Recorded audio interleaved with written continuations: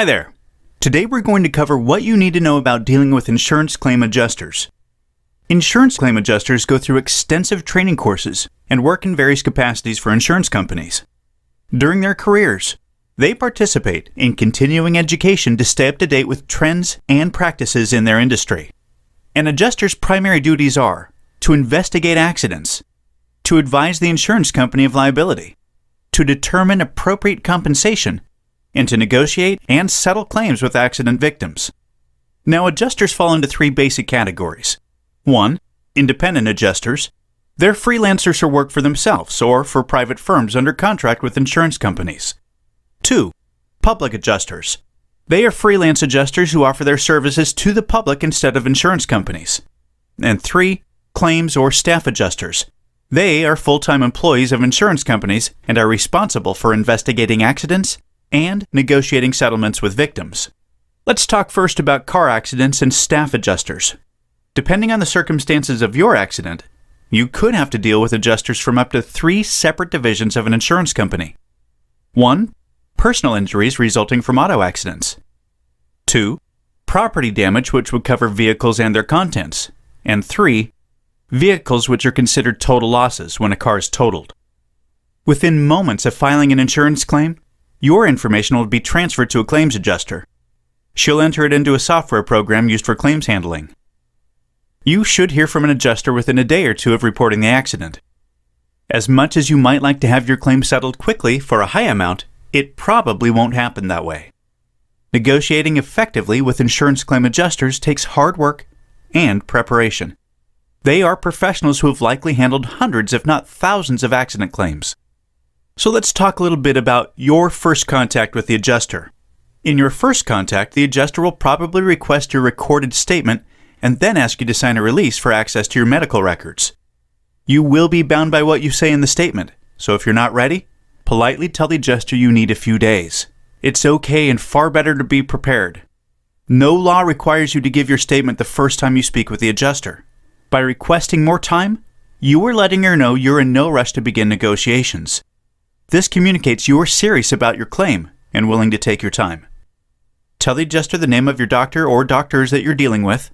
Assure her you'll continue treatment and keep her updated on your progress. Now, you do not want to discuss any settlement offers until you're fully healed or released from treatment by your doctors. Ask the adjuster to send you a letter confirming your conversation and that you reported the claim. If you don't already have it, make sure to get the claim number. Following this conversation, you will probably receive a reservation of rights letter from the insurance company. The letter basically says that although the insurance company has agreed to discuss the claim with you, they haven't officially accepted liability for the accident or your injuries.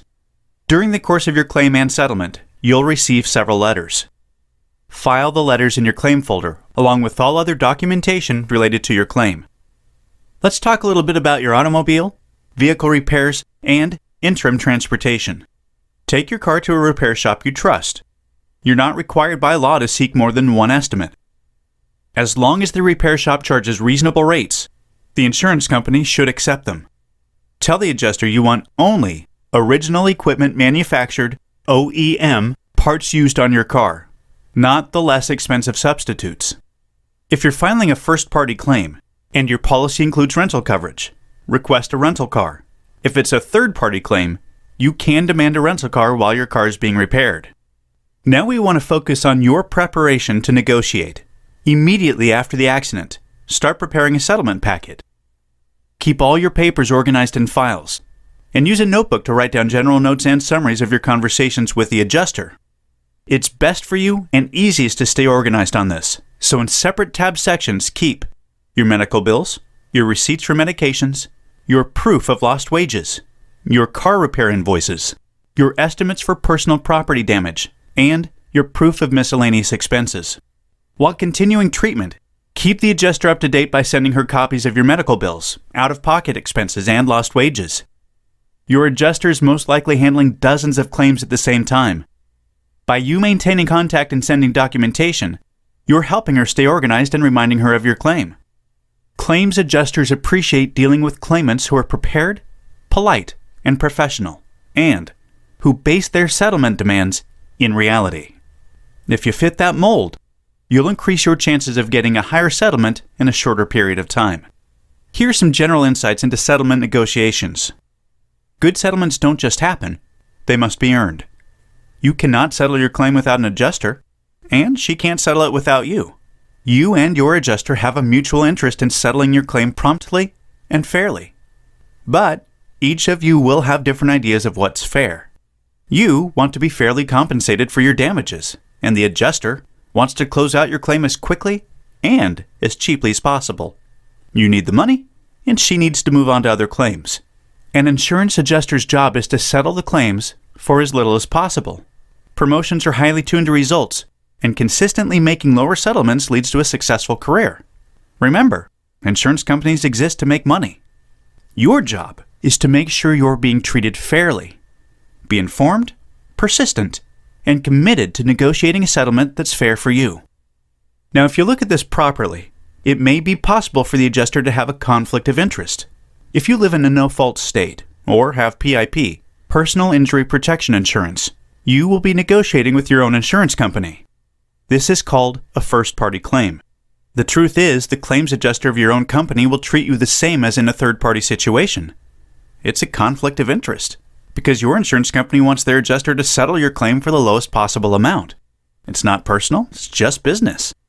Even in a first-party claim, you have to be prepared to defend your position and negotiate the highest settlement you can. So, what to look forward to as you reach final negotiations. Once you've completed medical treatment for your injury, you can enter into negotiations with the adjuster. Mail your completed settlement packet with your demand letter and copies of all of the documents relating to your personal injury claim. Be realistic when making your first demand. Asking for roughly 3 times the total of your medical bills, plus out-of-pocket expenses and lost wages, is realistic for a typical soft tissue injury. Asking for 10 times the amount of your medical bills, in hopes the adjuster will split the difference, is the wrong approach and will set back negotiations.